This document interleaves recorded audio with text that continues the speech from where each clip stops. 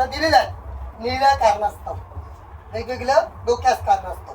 ठीक आहे, एवढं लक्षात ठेवा. तर आता मी तुम्हाला सांगितलं जे 2 तिमोथी सांगितलं ना, हे वचन पकडून चालायचं आहे.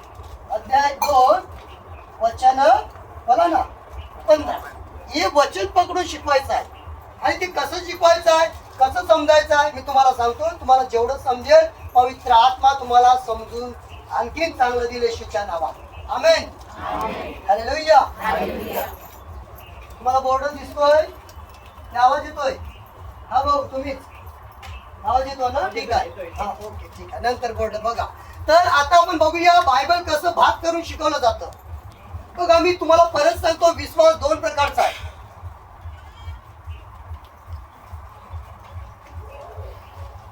भरपूर माझ्याकडे शिक्षण नाहीये, चांगल्या चांगल्या डिग्र्या घेतल्यात, बायबल अभ्यास केला, त्यांच्याकडे नाही आहे. मग असं नाही की बायबल शिक्षण नाही घ्यायला पाहिजे, डिग्र्या नाही घ्यायला पाहिजे, मी असं नाही सांगत. बायबल अभ्यास कॉलेजला करा, बायबल पूर्ण वाचायचं आहे.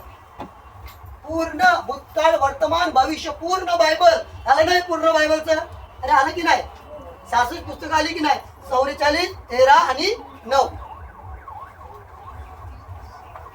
हे जेव्हा आम्ही फिट केलं आमच्या डोक्यात, काल आणि जुना करार नवा करार जेव्हा फिट केलं डोक्यामध्ये की कितपासून कितपर्यंत आहे, तेव्हा बायबलच्या रहस्य आणि गुप्त गोष्टी समजायला लागल्या.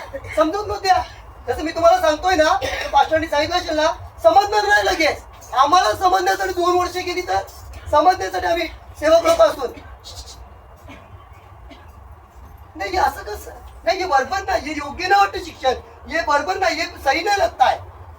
पण जेव्हा अभ्यास केला, बसलो, वेल काढला, रात्र उपवास प्रार्थना सोबत, तेव्हा त्याचे रहस्य, इंग्लिशमध्ये मिस्ट्री, मिस्टरी नाही हा, मिस्ट्री, आणि मराठीमध्ये गुप्त गोष्टी समजायला लागल्या. आणि जेव्हा गुप्त भेटतं ना, तेव्हा माणूस खुश होतो. आणि असा खुश होतो ना प्रियांनो, त्याचा आनंद ना सांगू शकत नाही. मग त्याच्यातला थोडा मी भाग जसा वेळ आहे तेवढ्यामध्ये मी तुम्हाला शिकवतोय, तुम्ही